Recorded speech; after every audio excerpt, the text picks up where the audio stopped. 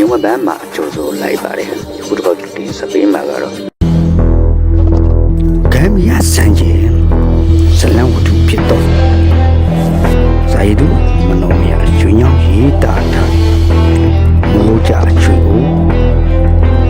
ဟုတ်ကဲ့ channel လေးကိုလည်း like နဲ့ subscribe လေးမလုပ်ရသေးဘူးလုပ်ထားပြီးတော့မိုးကြရွှေကိုအမှန်တရားဆိုတာမိသူကပြောတယ်မိသည့်အရှင်နေအချိန်မှာပြောသည်ဆိုတာတွေကရေးမကြီးပါပဲပြောတဲ့သူကတက်ရောက်မှုမရှိတွင်အောင်ကိုကြည်ကစင်ကျင်မဲ့တော့ပညာမဲ့ရှင်ပေါ်တွင်မြာကြည်ကမဆုံးဖြတ်တဲ့မှာရှိတနေ့တနိုင်ချွေးညောင်းမျိုးလေးကြီးပေးပဲရှိရက်ွက်ငယ်လေးများရှိရတော့ကလေးငယ်အသွင်ဖြစ်ပေါ်ပါကမြူးထူးချင်းဖြစ်ပါဇက်ကလည်းမေးချင်းရမေးလို့မြန်ကငါကိုတော့မိုးကြရွှေကိုပေမှုလူပုံကိုတခဏလာရောက်ကဖြစ်ထိုက်သူတွေကုညီလို့မိုက်မဲသူညံသွားမှုနေသူတွေငါမကူထိုက်တန်သူဟုတ်မဟုတ်ဆိုက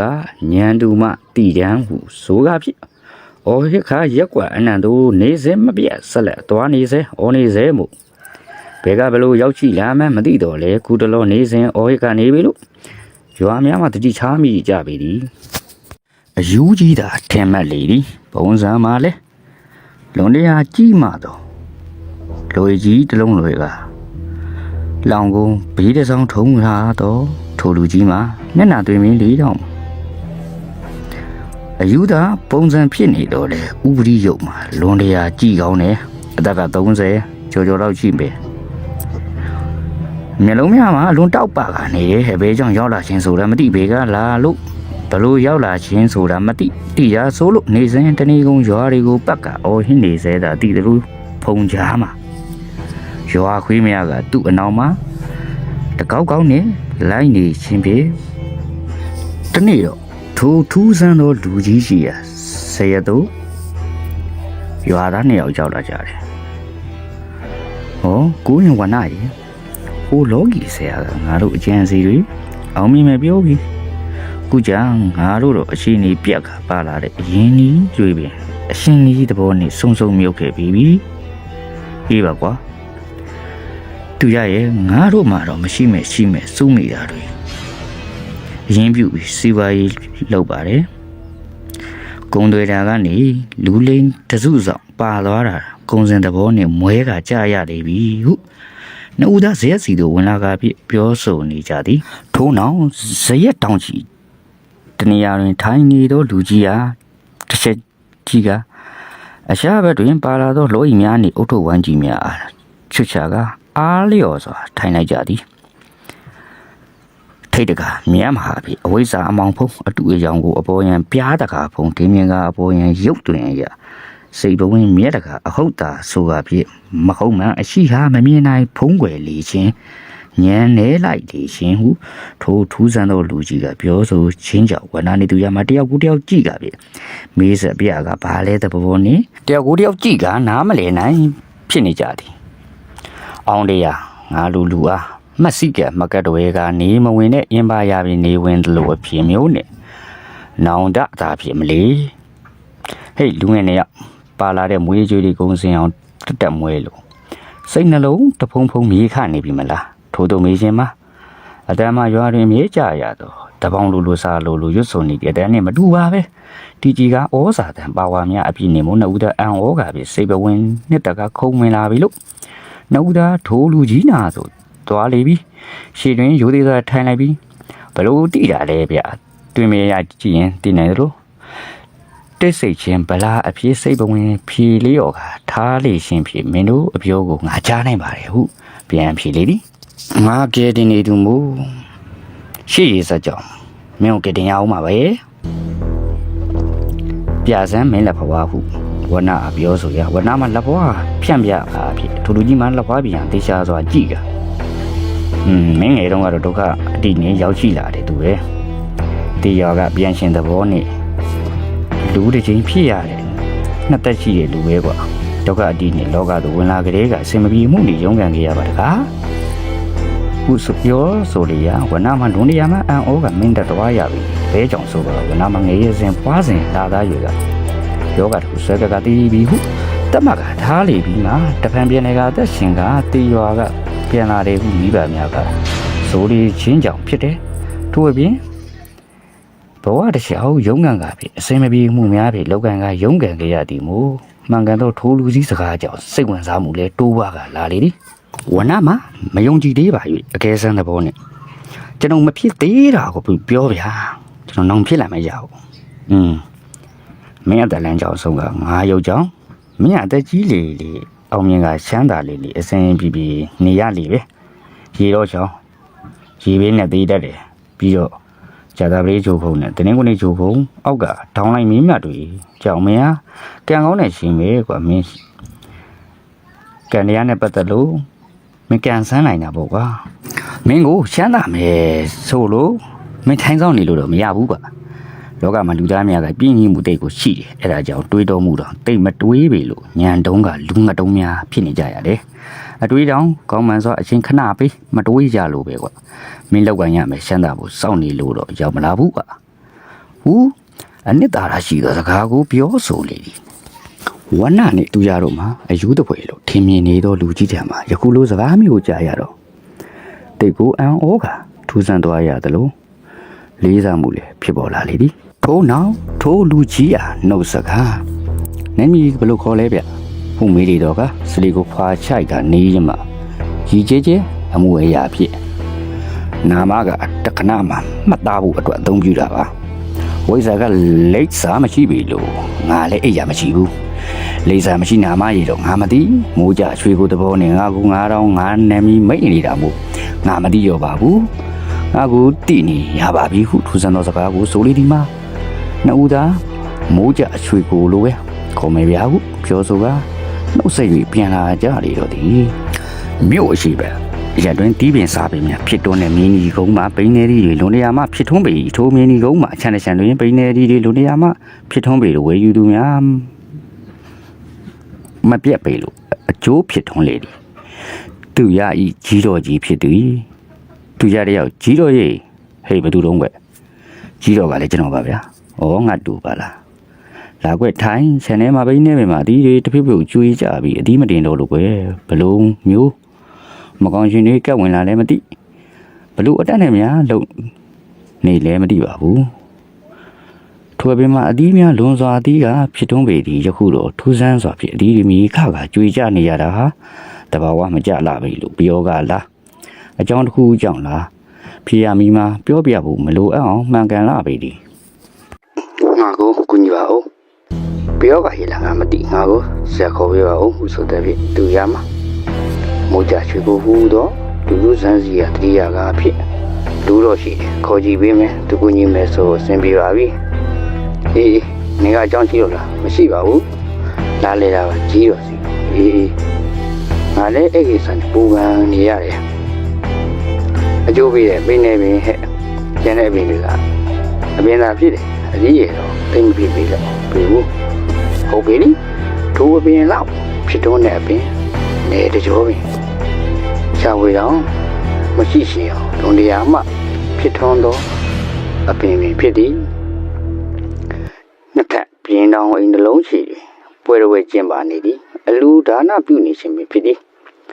ဦးစောတိနှင့်ဒေါ်မာလာဆိုသောမြို့မျက်နှာဖုံးအိမ်ပင်ဖြစ်သည်ထိုးရှန်ဝိုင်းတွေက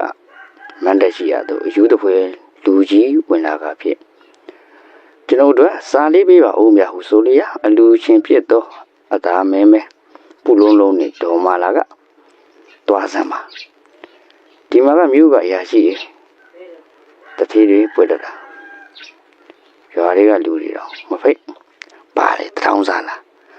အလူဆိုလို့လာတဲ့သဘောနဲ့ဝင်လာကတောင်းရတာပါခုဆိုတော့တွားစမ်းဘာမှမရှိဘူးတွင်ဟန်ကယွန်းစရာပြေစုံနဲ့ဘလို့အောက်တန်းစားလေတော်ဘာမှမရှိဘူးဟုခါတော့ကပြီးနှင်ထုတ်လေဒီလွန်တရားမှမိုင်မဲကတော်မာလာသည်မျိုးတဲ့တွင်သူ့စရိုက်ကျန်းအားမတည်ရုံမရှိအောင်မောက်မှာကအပြောဆိုဆိုင်သူဖြစ်သည်ထိုးကထိုးလူကြီးမှာအဝိဇ္ဇာမောင်မိုင်းမှာထင်းလင်းနဲ့ဂုံသွားနဲ့တန်လကိုဟုတ်တယ်မဟုတ်တော့တရုတ် အဟုတ်တင်ချင်းဘောလောကလူသားများထဲမှာတနာစရာအတိပါတခါဘူးဆိုကထွက်ခွာသွားလိမ့်မယ်ဘလို့ယူတယ်ဟာစက်တည်မရှိဘူးအဲ့တခါစောနင်းကိုခိုင်းတာနင်းအလုံးဘလို့လို့ဟုတ်ကဲ့အမလေးတတိထားပြီးလို့ပါအေးဟုတ်ပြီနောက်တစ်ခါဆိုနေလဲအလုပ်ပြုတ်ပြီဆိုကချိန်မောင်းကပြောဆိုတာဖြစ်ပြင်ဝင်သွားလေတော့ဒီအလူအိမ်မှုတပြားတန်များထွက်ပေါ်လာကဖြစ်ဇွာများကိုလှည့်လေကပြထူးဆန်းသောထိုလူကြီးမှယုံကြည်သူများဆိုတာထူးခြားသောအရာများဖြစ်ကုညီတက်ပေလို့တချို့ကတော့ဥပိ္ပခပြုသဘောနဲ့လှည့်လေကဖြစ်နေလိုက်ခဲ့တယ်မောင်သူရတယောက်ထိုးမိုးကြရွှေကိုစုလို့သူတို့မြေပေးထားသောလူထိုးဆန်းကြီးဟာလိုင်းလင်ကရှာဝေတော်လေဟိုလိုဒီလိုနဲ့လိုက်ရှာလေဝေးနေပြီလို့အစက၎င်းတို့စုံခဲ့သည့်ဇဲပြမှာထိုင်ငေးကလက်မိုင်ရှာသဘောနဲ့ငေးနိုင်ကထိုင်ငေးရှင်းဖြစ်ငေးမောနေစဉ်ငါတို့ဘလို့စိတ်ကြောင့်များရောကြရပါစိတ်အားနဲ့ပြေရောလာဟဲ့အထမရောက်ရှင်ပါကစိတ်ဘဝင်ကိုမလျှော့ကြပါပဲလုံလာနဲ့ရောက်ချီဖို့ရအမြဲတွေးထားရမယ်ရအောင်လုပ်ကတင်းဟာအောင်မြင်လိမ့်မယ်ကြားလိုက်ရပြီလို့မိမိအနောက်ဘလို့ရောက်နေလဲမသိတော့မိုးကြရွှေကိုအားတွေ့လိုက်ရပြီလို့ဘလို့လို့ရောက်နေတာလဲဟိုထူဆန်းဆိုမေးလေဒီမို့ထိုလူကြီးမကြီးကျဲဖြစ်ငါကမိုးကြရွှေကိုပဲလေကောင်းကင်ကကြလာတာဗောကွမောင်မင်းငါကိုလိုက်ရှာတယ်ထင်ပါဘလို့ရေးကြည်တာရှိလဲဟုတ်ကဲ့သူရလဲတော့ပြည်သူပြဿနာပြောပြလေရတိတ်မခက်လာပြီပါဘူးလာတော့ကြရအောင်ဆိုကသူရရှိကနေသူရတော်ရင်ရှိရသွားလေဒီမို့ဘလို့လို့ကြည့်ရှိနေလဲဟုတွေးနေမိလေဒီအိမ်မဟုတ်လားကွမေလီယာအတွေ့တယ်မျောနေတော့သူရတဲ့ဟုတ်ပါတယ်ဟုဆိုကအမမေတော့အကြီးတော်ကြီးဖြစ်နေတော့ကြောင့်အော်ရသည်ကြီးတော်ကြီးအေးလာပြီဟိတ်လာပြီထမင်းဟိုလဲတဲ့နေလို့ပါငါသူကဘယ်သူလုံးကွသူကဟိုရက်ွက်တယ်အော်နေတဲ့ဟိုလူကြီးတာဟုမေးလေဒီမို့ကြီးတော်စကားကိုပြီးမှပြောပါလာဒါကျွန်တော်ကြီးတော်ပါအတင်းရဲ့ကြီးတော်ကငါကိုယူလို့ထင်မှတ်နေတယ်ကွမယုံကြည်ရှင်ဖြစ်နေတယ်ထားပါလေငါကလည်းယူပါပဲဟုဆိုကဟိုအပင်လားဟုပြရဟုတ်ပါတယ်သူရကဆိုရအပင်ကဝေးကကြည်ပြီးတခါရင်နတ်တိုက်တာတဲ့ဆိုတယ်ကွမင်းဟိုအပင်အောင်မှာထောက်ထားတယ်တစ်သားတွေ့လားဟူးမေးလေရဟုတ်တွေ့ပါတယ်အေးအဲ့ဒါကိုယူလာခဲ့ကွဟုတ်ကဲ့အပင်ကထောက်ထားသဘောနဲ့တစ်သားတစ်ချောင်းကိုပြကသူရကယူလာပြီလေလို့ဒါကအင်းသားကွာအဒီမတင်ပဲတီးလေတည်းများကျွေကြရတာကဓာတ်မတိတ်လို့ပဲကွအင်းသားကိုပိန်းနဲ့ထောက်တော့အဒီကျွေကြရတာဗောဟူဆိုလေဒီမှာသူရတော့ကရင်ကတော့မရှိဘူးဆရာကြီးပြောတာမှန်ပါတယ်ဒီအသားနဲ့အပင်ကိုထောက်ထားတာပြီးမှခုလိုဖြစ်ရတာပါအေးကွဒါတော့ယူဟုတ်ကဲ့ဦးဆိုကသူရကဓမ္မအာယူလာခဲ့တာနဲ့အေးကွထိုးရင်သားကိုပဲခြုံလိုက်ပါအခြုံလေးတော့လိုက်ဟုတ်ကဲ့တခဏပြီးပါပြီအေးအပင်နဲ့သွားရိုက်လိုက်ကွာခက်ကင်းပြီးအောင်ရိုက်ထည့်လိုက်ကွာဟိုဆိုလေတပိပင်စီတဲ့ဆိုအင်သားတက်အားရိုက်ထည့်လိုက်သည်အေးပြီးကွမကြမီသည်တွေရင်ကားတက်ပူသီးလာပါလိမ့်မယ်ငါတော့မကောင်းလေးဟုဆိုကထွက်ခွာသွားလေတော့သူရကြီးတော့ကဆရာကြီးနေပါဦးမွေးလူချင်းလို့ပါ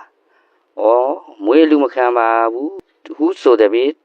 သူရကြီးတော့သူရကစားစရာယူပေးလိုက်ပါဟုဆိုတဲ့ပြီပြပြတဲ့ဝင်ကမုံများယူလာကလှူလိုက်လေမှလက်ခံပြီးသည်ထိုလူကြီးမှတခါတည်းယူတဝဲပြောဆိုကနေတော့လဲတခါတည်းလူနေရာမှာတီကြီးကပြောဆိုကဆက်ဆံတတ်ပြီသည်ထိုလူကြီးရောက်ပြီးတိတ်မကြခင်မှာစင်အောင်တန်းတောင်ကမှုကုန်းမှာထုံးစီကြီးတဆူတီဆောက်နေသည်ကအဝေးမှာပင်မြင်နိုင်ပြီသည်တပိပြီးစီကနေတယ်လို့မြို့ကြီးမျက်နှာဖုံးဖြစ်တော့ဒေါ်မာလာတယောက်လေးဖြတ်ခါဖြစ်စကားမစိုးနိုင်တော့ပါဘူးလို့ဦးစောတီမှာမိမလားနင့်ပါစကအမပြေမတဲ့နာကိုပြေမမိရထင်တယ်ခုလိုဖြစ်ရဟိုရက်ွက်တွေတဲ့လှဲ့ကတော်လာကတောင်းနေတော့ဟိုလူကြီးကိုပြောဆိုလို့ဖြစ်မယ်ငါကြားရသလားသူကကူညီတက်တယ်ပြီးတော့ဝိတ်စာကြီးလို့တော့တချို့ကပြောနေကြတယ်နင်တော့ကန်ကြီးထိုက်ပြီးထင်ပါဟုဆိုလေဒီမို့အေးရတယ်မထနိုင်တော့ဒေါ်မာလာတယောက်မျက်ရည်များဖြစ်အားနေစွာနောင်တအတိများရနေတော့တွင်ဖြစ်တာ မောင်သူရနှင့်မောင်ဝဏတို့စီတို့စားတစောင်းရောက်လာသူဖတ်ကြည့်ရဇေဒီထီးတင်ပွဲတို့လာရောက်ရန်ပြောကြပြီးငါဒီနယ်မြေမှာထွက်ခွာသွားမှာမို့လာတွေ့ဆုံရန်မိုးကြရွှေကိုစိုးသောထိုးလူစန်းကြီးမှာစားတစောင်းဖြစ်ပြီလို့နှုတ်သားလင်းမြန်ပြီးဇေဒီတော်ရှိရာတောင်တို့လဲကြုံဖြစ်လိုက်လာခဲ့တယ်။လာခဲ့ကွဟုဇေဒီတော်အားတီထားတဲ့တောင်ကုန်းအဝင်ဝမှာမိမိတို့ကိုစောင့်နေရန်တူသောလူထူးစန်းကြီးကိုတွေ့ရလေသည်။တီကြီးနဲ့လွန်နေရာမှာအိမ်သူတွေရှိလာပြီဒီမို့နှုတ်သားလဲပေါ်မှာစင်ကာထိုးလူကြီးနာတို့တွားလိုက်လေသည်။အေးကွငါလုံပြီးသွားပြီမို့နောက်တနေ့ကိုတာရနာပြုတ်ရမှာမို့ခေါ်လိုက်တာ။မဟုတ်ရင်ရှာနေမှာစိုးလို့ကွဟုတ်ကဲ့အေးကွမင်းတို့ကလူကောင်းတွေပါဘဝမှာနေထိုင်ချင်းတဲ့ချိန်မှာအပေါ်ရန်ကာကွယ်ဖြစ်တော့အမြင်နဲ့ထိုးသူကိုမဆုံးပြရဘူးကွစိတ်ရတဲ့သူကဆင်းရဲမယ်ညီကိုပြောပြရင်လူတွေကမယုံကြဘူးပေါ့ကွာချမ်းသာမညီကိုပြောလည်းမယုံကြဘူးဘာလို့ဆိုပြောတဲ့လူကမွဲနေလို့ပဲကွတကယ်တော့ချမ်းသာတဲ့ဘဝမှာမနေခြင်းပါပဲအခြားအရာတစ်ခုကိုအတိပညာဘဝသူတာတစ်ခုစီတော့သူ၆ဝင်နေခြင်းမို့တော့သူကမချမ်းသာတာပါသူချမ်းသာတာကတော့ဒီချားတယ်ချမ်းသာတဲ့ညီကိုတီးတော့သူကချမ်းသာနေလို့ပဲကွဟုတ်ကဲ့ပါအဲ့အကြောင်းဘောရန်ဆောင်မှုရရှိမှုကိုရေးရယူမပြုတ်တင်ပေဘူးမတရားဆိုတာတွင်ပြင်းနဲ့အရှိနေအားလုံးဘာတစ်ခုမှမသက်ဆိုင်တလို့အမတရားတာလည်းသက်ဆိုင်နေကွထိုက်တန်သူတွေကတော့မြင်ကြတယ်အဲ့တော့ကြိုးရကြတာပေါ့ဟုတ်ကဲ့ကောင်းတော့စိတ်ကောင်းတော့လို့ကောင်းစွာကြီးကောင်းနေကောင်းပြော့ဝဲဒါဆိုမင်းတို့ကအာကလူကောင်းတော့လူဖြစ်ပြီကွအေးငါဒါလေးမှချင်းတော့ပြီးတော့နှုတ်ဆက်တာကွရော့ဒါလေးကိုမျိုးမြတ်တဲ့ဖုံးမာလာဆိုလားအင်းနေ့ကလူလိုမလူတလိုပွဲလုပ်တဲ့အင်းကမိမကြီးလေရော့ဒါလေးပြလိုက်ပါဦးတလေးပါဖောက်ဖျားပြီးလေဖြက်နေတယ်ကွငါကိုပြောဆိုလူကန်ကြီးထိုက်တယ်ထင်နေကြတယ်ငါနဲ့မဆိုင်ဘူးဆိုတာရဲ့ကိုလုံးတင်များကန်တာလေးကိုထံပြန်ရရှိကြောင်းပြောဆိုလိုက်ဦးပြီးတော့ဒီဆေးပြလိုက်ကွာပြီးတော့ငါတက်ကမင်းတို့ထင်သလားမဟုတ်ပြီဘူးတက်90ကျော်နေပြီကွငါတော့မယ်ဟုဆိုကဖန်ပလင်းလေးတစ်လုံးပေးကမင်းတို့နဲ့တော့ကမကိုရင်သာသနာမှာလည်းပြန်ဆုံးမယ်တန်တရားမှာလည်းပြန်ဆုံးကြမယ်ခုဆိုကထွက်ပါသွားလိမ့်နှုတ်မှာလည်းမေးရှင်ရမေးလို့မြန်ငါကိုတော့မိုးကြချွေကိုဝေးမှုလူပုံမှုတခဏလာရောက်ကထိုက်သူတွေအားကူညီမိုင်မဲသူညံနေသူဆိုကငါမကူထိုက်တဲ့သူဟုတ်မဟုတ်ဆိုတာအား